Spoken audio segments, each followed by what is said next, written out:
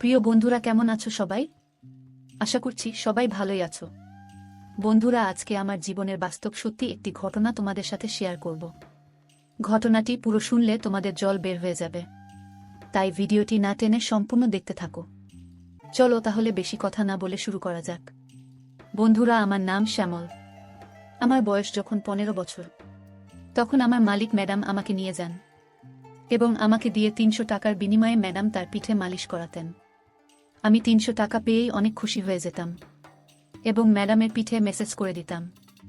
কিন্তু হঠাৎ একদিন ম্যাডাম বললেন, শ্যামল বাবা, রুমের লাইটটা নিভিয়ে দাও। আমি তার কথা মতোই লাইট নিভিয়ে দিলাম এবং আমি জ্ঞান হারিয়ে ফেললাম। যখন নাকি ম্যাডাম আমাকে, আমি যেই বয়সের মধ্য দিয়ে যাচ্ছি, এই সময়টা খুবই খারাপ সময় একটি ছেলের জন্য, কারণ তাদের মনোযোগ তাদের সামনে উপস্থিত থাকা মহিলাদের উপর পড়ে। এমন অবস্থায় কারো কোমর মালিশ করা আমার জন্য খুবই কষ্টকর। যখন ম্যাডাম আমাকে তার কোমর মালিশ করে দিতে বললেন, তখন কিছুক্ষণ অবাক হয়ে তার দিকে তাকিয়ে রইলাম। এটা আমি কিভাবে করব?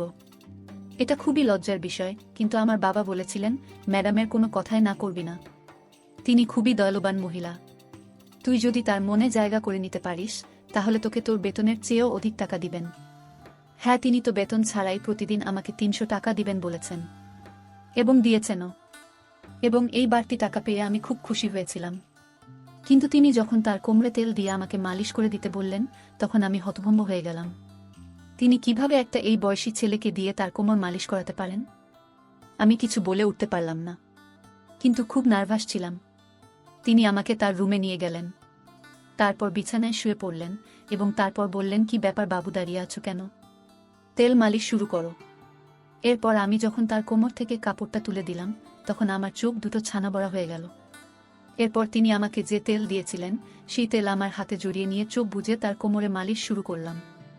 আমার একমাত্র উদ্দেশ্য ছিল ম্যাডাম আমাকে যে কাজ দিয়েছে সেই কাজ পুরোপুরি মনোযোগ দিয়ে করা। আমি একবারের জন্য তার কোমরের দিকে তাকিয়ে দেখিনি। আমি শুধু চোখ নামিয়ে মেসেজ করেছিলাম। আমার মনে আছে যে আমি প্রথম যখন এখানে কাজ শুরু করি, প্রথম দিকে কাজ শুরু করার সময় আমি যখন ম্যাডামের ঘরে প্রবেশ করলাম, তখন ম্যাডামকে কিছুটা অন্যরকম লাগছিল। আমি তার চেহারায় অদ্ভুত পরিবর্তন লক্ষ্য করলাম।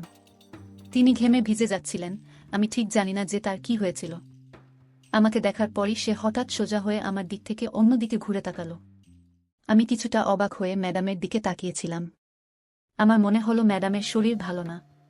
আমি সবসময় নীরবে ম্যাডামের সেবা করে যেতাম, কিন্তু আজ কিছুটা দ্বিধা নিয়ে ম্যাডামকে জিজ্ঞাসা করলাম, ম্যাডাম আপনি ঠিক আছেন তো?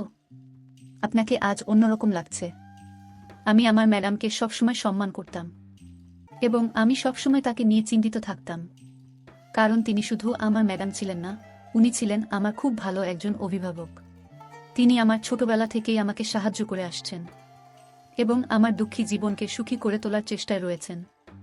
আমি অনেক কষ্টে ছিলাম, কিন্তু তার দেওয়া টাকা পয়সা আমার জীবন বদলে দেয় এবং আমার বাড়ির অবস্থার পরিবর্তন হয়। যাই হোক বন্ধুরা, আমার প্রশ্নের উত্তরে ম্যাডাম হালকা মাথা নেড়ে উত্তর দেন যে না, সবকিছু ঠিকঠাক আছে, আমি ঠিক আছি। কিন্তু তার চোখে মুখে স্পষ্ট ছিল যে তিনি কিছু লোক আছেন এবং তিনি খুব টেনশনে আছেন। আমি কয়েক মাস ধরেই তার বাড়িতে কাজ করছি। আজকে প্রথমবার যখন তিনি আমাকে মেসেজ করতে বলেছিলেন, আমি খুব ভয় পেয়ে গিয়েছিলাম, কারণ পুরো বাড়িতে তিনি একাই থাকতেন, না তার স্বামী না তার সন্তান। কথাটা শুনে প্রথমে আমি চুপ হয়ে গেলাম, কিন্তু আমি মালিশ করলাম, সারাক্ষণ হাত কাঁপছিল। আমি ভেবেছিলাম ম্যাডাম হয়তো একদিনের জন্য এই কাজটি আমাকে দিয়ে করাবেন, কিন্তু এখন তো তিনি প্রতিদিনই আমাকে দিয়ে এই কাজ করাচ্ছেন। আমি ম্যাডামের কোনো কাজেই এতটা ঘৃণা বোধ করি না, কারণ তিনি কোনো উদ্দেশ্য নিয়ে আমাকে দিয়ে কোনো কাজ করাতেন না। কিন্তু যখন আমি একা রুমের মধ্যে তাকে তেল মালিশ করতাম, তখন আমার খুব অস্বস্তি বোধ হতো। একটা জিনিস খুব ভালোভাবে খেয়াল করলাম যে আমি যখন থেকে ম্যাডামকে কোমরে তেল মালিশ করতে শুরু করলাম, তখন থেকেই ম্যাডাম খুব ভালোবাসার নজরে তাকানো শুরু করলেন। ম্যাডাম আগে আমাকে 300 টাকা দিতেন, কিন্তু এখন 500 থেকে 600 মতো টাকা দেন। কিন্তু তার এই ভালোবাসায় আমি বিরক্ত হয়ে পড়েছিলাম। কিন্তু তারপরেও আজও আমি প্রতিদিনের মতোই তেলের কৌটা হাতে নিয়ে কোমর মালিশ করার উদ্দেশ্যে গেলাম। 15 বছর বয়স থেকেই আমি ম্যাডামের কোমর মালিশ করে আসতেছি। এই কাজটি আমাকে খুবই বিব্রত এবং বিরক্ত করত। তাই মাঝে মাঝে আমার ম্যাডামের উপর রাগও হতো, কারণ তিনি আমাকে দিয়ে এই কাজ করাতেন। কিন্তু এসব কাজ করতে আমি বাধ্য ছিলাম, কারণ আমার টাকার দরকার। তাই নির্দ্বিধায় আমি এসব কাজ করে যেতাম। অনেক পরেই আমি বুঝতে পেরেছিলাম যে ম্যাডাম আমাকে দিয়ে এই কাজ কেন করাতেন। যাই হোক, আমি তেল নিয়ে ম্যাডামের বিছানায় বসলাম। ম্যাডাম হঠাৎ আমাকে বলল, বাতি নিভিয়ে দাও। আমি অবাক চোখে ম্যাডামের দিকে তাকালাম। আমার কাছে বিষয়টা গড়বড় মনে হচ্ছিল, কিন্তু ম্যাডামকে কিছু বলতে পারলাম না। আমি বাতি নিভিয়ে দিলাম এবং অন্ধকারে হাতিয়ে হাতিয়ে ম্যাডামের বিছানার কাছে পৌঁছালাম। অন্ধকারে বুঝতে পারলাম ম্যাডাম শুয়ে আছে।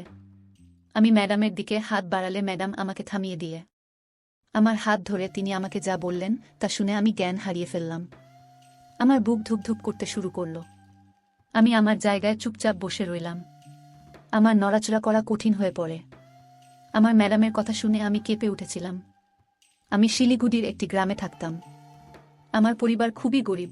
আমার বয়স যেহেতু 15 বছর, তাই আমার পক্ষে কাজ পাওয়া বা টাকা ইনকাম করা খুব কঠিন ছিল।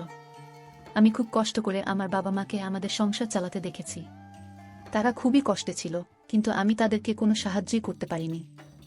আমি তাদেরকে নিয়ে খুবই আবেগী ছিলাম, কিন্তু টাকা ইনকাম করে তাদেরকে কোনোভাবেই সাহায্য করতে পারছিলাম না। লেখাপড়া করা আমার স্বপ্ন ছিল, কিন্তু আমি জানতাম যে লেখাপড়া করার মতো টাকা পয়সা বাবা মার কাছে নেই। আমাদের বাড়িতে 3 বেলা খাওয়াই কষ্ট। তবে আমি যদি আমার স্বপ্নের কথা বলতাম, তাহলে অবশ্যই আমার বাবা মার যত কষ্টই হোক আমাকে লেখাপড়া করাতো। কিন্তু আমি অতটা স্বার্থপর ছিলাম না, তাই নিজের স্বপ্নগুলোকে নিজের বুকেই দাফন করে দিয়েছি। কিন্তু এই জিনিসগুলো আমাকে হতাশ করত এবং উদাসীন রাখত। আর সেই দিনগুলিতেই আমার ম্যাডাম আমার জীবনে এসেছিলেন। ম্যাডাম একজন বয়স্ক মহিলা, একা থাকতেন। তার স্বামী তাকে ডিভোর্স দিয়েছিলেন এবং তার কোনো সন্তান ছিল না। তবে তার অনেক টাকা ছিল এবং আমাদের গ্রামে ওনার অনেক জমি জমা ছিল। ম্যাডামের নিজের জমিতে খুবই গুরুত্বপূর্ণ কিছু কাজ ছিল। তাই আমাদের গ্রামে আসার পর আমাকে দেখে অনেকক্ষণ আমার দিকে তাকিয়ে থেকে জানতে চাইলেন আমি কেন স্কুলে যাই না, কেন পড়ালেখা করি না। আমি দুঃখের সাথে আমাদের পরিবারের কথা বললাম এবং বললাম কেন আমি পড়ালেখা করতে পারছি না। পড়াশোনা করতে গেলে তো আমাদের ঘরের খাওয়া দাওয়া বন্ধ হয়ে যাবে। আমার কথা শুনে ম্যাডাম চিন্তায় পড়ে গেলেন। এরপর তিনি আমাদের বাড়িতে এসে আমার বাবা মায়ের সাথে কথা বললেন এবং বললেন তার বাড়িতে ছোটখাটো কাজ করার জন্য আমার মতো কম বয়সী একটি ছোট ছেলে দরকার। তখনও আমার বাবা মা খুব চিন্তায় ছিলেন যে তাদের আদরের ছোট্ট ছেলেকে কিভাবে তারা কাজে লাগাবে, এবং তারা হয়তো ভেবেছিলেন যে আমি হয়তো তাদেরকে ভুল বুঝব। কিন্তু আমি এগিয়ে গিয়ে তার কথায় রাজি হয়ে গেলাম। আমার কথায় ম্যাডাম খুব খুশি হয়ে গেল। তখন আমি কিছুই জানতাম না, আমি যে মনে করেছিলাম হয়তো ম্যাডাম তার বাড়ির ছোটখাটো কাজ আমাকে দিয়ে করাবেন। যাই হোক, আমি খুশি মনে রাজি হয়ে গেলে আমার বাবা মাও চুপ হয়ে গেল। ম্যাডাম আমার বাবার হাতে বেশ কিছু টাকা দিয়েছিলেন এবং তিনি আশ্বস্ত করেছিলেন যে প্রতি মাসেই তিনি টাকা পাঠাবেন, যাতে আমাদের বাড়ির দুরবস্থা কেটে যায়। মনে মনে আমি খুব খুশি হয়েছিলাম। আমার স্বপ্ন সত্যি হয়েছে, কারণ আমি সব সময় আমার বাবা মাকে সাপোর্ট দিতে চেয়েছিলাম এবং তাদের মুখে হাসি ফোটাতে চেয়েছিলাম। যাই হোক বন্ধুরা, আমি আমার জিনিসপত্র গুছিয়ে ম্যাডামের সাথে চলে এলাম। অনেক সুন্দর একটি বাড়ি ছিল। এত সুন্দর বাড়ি আমি আমার জীবনে প্রথম দেখলাম। ম্যাডাম ওই বাড়িতে থাকার জন্য আমাকে একটা রুম দিয়েছে। রুমটি খুবই ছোট, কিন্তু খুব সাজানো গোছানো ছিল। রুমে খুব দামি দামি জিনিসপত্র ছিল। আমার মনে হচ্ছিল রুমটি আমার জন্যই সাজানো হয়েছে। ম্যাডাম আমাকে ছোটখাটো কাজগুলো বুঝিয়ে দিলেন, যার মধ্যে রয়েছে তার গাড়ি পরিষ্কার করা এবং রাতে তাকে দুধের সাথে জল দেওয়া এবং থালাবাসন পরিষ্কার করা, তার কাপড় চোপড় ধোয়া ইত্যাদি। এই কাজগুলো আমার মতো নিম্ন পরিবারের একটি ছেলের জন্য কঠিন কিছু নয়। ম্যাডামের বাসায় বাহির থেকে রান্না করা খাবার আসত। ম্যাডাম খাওয়ার সাথে আমাকেও সেই খাবারই দিতেন। প্রথম দিনই আমাকে ভালো ভালো জামা কাপড় দেওয়া হয়েছিল এবং সুন্দর এক জোড়া জুতো কিনে দিয়েছিলেন। ম্যাডামের দয়া এখানেই শেষ হয়নি। আমাকে বলেছিলেন যে আমাকে খুব শীঘ্রই ভালো একটি স্কুলে ভর্তি করাবেন, যাতে আমি আমার পড়ালেখা চালিয়ে যেতে পারি। ম্যাডামের মুখে এই কথা শুনে আমি অনেক খুশি হয়ে গিয়েছিলাম। কিন্তু সন্ধ্যা নামার সাথেই তিনি আমাকে তার ঘরে ডেকে একটি সুগন্ধযুক্ত বোতল ধরিয়ে দিয়ে বলল, আমার গায়ে এটা মেসেজ করো। আমি মাথা নেড়ে সাই দিয়ে তেল এনে তাড়াতাড়ি ম্যাডামের পাশে গিয়ে বসলাম। আমি ভেবেছিলাম হয়তো তার পা আমাকে মেসেজ করে দিতে বলবে, এবং এতে আমি খুশিই ছিলাম। কিন্তু কিছুক্ষণ মালিশ করার পর ম্যাডাম আমাকে থামিয়ে দিয়ে বলল কোমরের মেসেজ করে দিতে। আমার খুব লজ্জা লাগছিল, কিন্তু কোনো মতে ম্যাডামের কোমরে মেসেজ করে দিলাম। তারপর ওখান থেকে উঠে আমি আমার রুমে চলে গেলাম। আমি ভাবলাম আজকে মনে হয় ম্যাডাম বেশি ক্লান্ত, যার কারণে আমাকে দিয়ে আজকে কোমর মেসেজ করিয়েছে। এরপর থেকে হয়তো আর করাবে না। কিন্তু আমার ধারণা সম্পূর্ণ ভুল ছিল। আমি খুবই দুরন্ত ছিলাম, তাই সব কাজ তাড়াতাড়ি করে ফেলতাম। কিন্তু পরের দিনরাত হলে আবারও ম্যাডাম আমাকে ডেকে নিয়ে তেলের বোতল ধরিয়ে দিলেন। আমার মনটা খুবই খারাপ হয়ে গেল, কারণ আজকেও আমার ম্যাডামের কোমর মালিশ করে দিতে হবে। পা পর্যন্ত ঠিক ছিল, কিন্তু ম্যাডাম আমাকে দিয়ে যেখানে মালিশ করাতেন সেটা আমার জন্য খুবই অস্বস্তিকর ছিল। আজও আমি কোনো রকমে ম্যাডামকে মালিশ করে তার দিকে তাকালাম। দেখলাম তিনি শান্তিতে ঘুমাচ্ছিলেন। আমি ঠিক বুঝতে পারলাম না যে তিনি এতে কি সুখ পান। ম্যাডামের কাজকর্মে আমাকে খুব অবাক করছিল। 3 দিন পরেই ম্যাডাম আমাকে ভালো একটি স্কুলে ভর্তি করিয়ে দিয়েছেন। আমি আমার ম্যাডামের জন্য পাগল ছিলাম, কিন্তু ম্যাডামের কোমর মেসেজ করা আমার একদমই ভালো লাগতো না। ম্যাডাম এটা রুটিনে পরিণত করেছিলেন। তিনি প্রতিদিনই আমাকে দিয়ে এই কাজ করাতেন। সে ছিল আমার মালিক, তাই আমি তার কোনো হুকুমই অমান্য করতাম না। চুপচাপ সব আদেশ মেনে চলতাম। আমি মালিশ করতে থাকলাম। ম্যাডাম অবশ্য আমার দিকে তাকিয়ে বুঝতে পারত যে এই কাজে আমি খুবই বিরক্ত ফিল করি, আর সেই জন্যেই তিনি আমাকে বেতন বাদেও প্রতিদিন 500 থেকে 600 টাকা করে দিত। এবং আমিও কোনো কিছু না বলে শুধু টাকার জন্য কাজগুলো করে যেতে লাগলাম। এইভাবে করে ম্যাডামের সাথে ওই বাড়িতে আমি অনেক দিন ছিলাম, এবং এখন আমি এসব কাজে খুবই অভিজ্ঞ হয়ে গিয়েছি। আমার ম্যাডামের খুবই ভালো একটি অভ্যাস ছিল, সেটা হলো সে আমাকে না জানিয়ে আমার বেতনের টাকা আমার বাবা মাকে পাঠিয়ে দিত। যে টাকা পেয়ে আমার পরিবারের সচ্ছলতা এসেছে। আমিও খুব যুদ্ধ করে পড়ালেখা চালিয়ে যাচ্ছিলাম, যাতে করে ম্যাডামের মতো মহিলাদের বাসায় থেকে তাদের ইচ্ছা পূরণ করতে না হয়।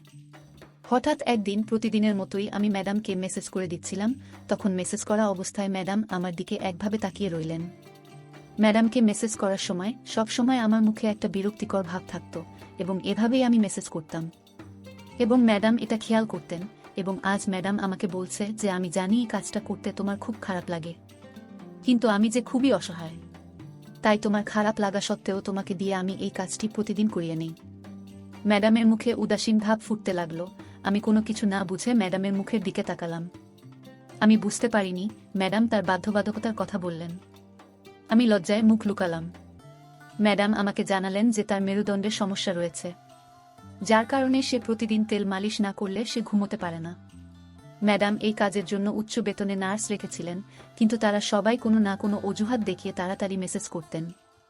আবার কখনো কখনো মেসেজ না করেই চলে যেতেন, কখনো আবার আসতই না। তাই বাধ্য হয়েই ম্যাডাম আমাকে কাজে রাখে, এবং এই জন্যই তিনি আমার এত উপকার করতেন, যাতে করে আমি যেন তার মেসেজ করার জন্য না বলতে না পারি। এসব কথা বলে ম্যাডাম থামলেন, আর ম্যাডামের এসব কথা শুনে আমি লজ্জা পেলাম। তার জন্য আমার খুবই খারাপ লাগছিল। এতটা উপকার করেছেন তাকে নিয়ে আমি উল্টাপাল্টা ভেবেছি বলে এখন আফসোস করছিলাম। এবং এরপর থেকে আমার ম্যাডামের মনের মতো করেই তেল মালিশ করে দিতাম। আমি কখনোই বিরক্ত হতাম না। ম্যাডাম আমাকে সবসময় খুশি রাখতেন। বন্ধুরা, এখন আমি যুবক হয়ে গিয়েছি, এবং ম্যাডাম বৃদ্ধ হয়ে গেছে। একদিন আমি ম্যাডামের রুমে মালিশ করতে গিয়ে দেখলাম ম্যাডামের অবস্থা খুবই খারাপ। আমি জিজ্ঞাসা করলেও ম্যাডাম আমাকে কিছুই বললেন না। আমি যখন মেসেজ করা শুরু করলাম, প্রথমবারের মতো ম্যাডাম আমাকে বাতি নেভাতে বললেন। তার কথা শুনে প্রথমে আমি কিছুটা অবাক হয়ে গিয়েছিলাম, কিন্তু এরপর বাতি বন্ধ করে তার কাছে গিয়ে বসলাম। এমন সময় ম্যাডাম আমার হাত ধরে বললেন, আজকে আমার খুবই খারাপ লাগছে, আর বুকেও ব্যথা হচ্ছে। আমার মনে হচ্ছে আমার সময় ঘনিয়ে আসছে। ম্যাডামের কথা শুনে আমি ঘামতে শুরু করলাম। আমি নীরবে চুপচাপ বসে রইলাম। ম্যাডাম বলল, তোমার সেবা যত্ন আমার মন কেড়ে নিয়েছে। আমার যদি ছেলে থাকতো তবে তোমার মতো যত্ন নিত, আমার যদি একটি ছেলে থাকতো তবে তোমার মতো যত্ন নিত। তাই আমি তোমাকে আমার ছেলের মতোই মনে করি, এবং আমার সমস্ত সম্পত্তি তোমার নামে করে দিয়েছি। নিজের খেয়াল রেখো, সাবধানে থেকো। এই কথা বলেই ম্যাডাম চুপ হয়ে গেল। আমি তাড়াতাড়ি করে উঠে বাতি জ্বালিয়ে কাজের মাসিকে ডেকে ডাক্তারকে ডাকতে বললাম। ম্যাডাম একেবারে নিথর হয়ে রয়েছেন। ডাক্তার অনেকগুলো চেক আপ করে বললেন যে তিনি এই পৃথিবীতে আর নেই। আমি কোনো কিছু না বুঝতে পেরে পাগলের মতো কাঁদতে শুরু করলাম। ম্যাডাম সত্যিই আমাকে অনেক ভালোবাসতেন, যেটা আমি আগে বুঝতে পারিনি। পরের দিনই উকিল এসে সমস্ত সম্পত্তি আমাকে বুঝিয়ে দিয়েছিলেন। এখন আমি অনেক বড়লোক হয়ে গিয়েছি। আমার পরিবারের এসেছে সচ্ছলতা। এখন আমি বাবা মা ভাই বোনদেরকে নিয়ে একসাথে ম্যাডামের বাড়িতেই থাকি। বন্ধুরা, এরকম আরও দুর্দান্ত ঘটনা পেতে অবশ্যই আমার চ্যানেলটি সাবস্ক্রাইব করে আমার সঙ্গেই থাকুন। ধন্যবাদ।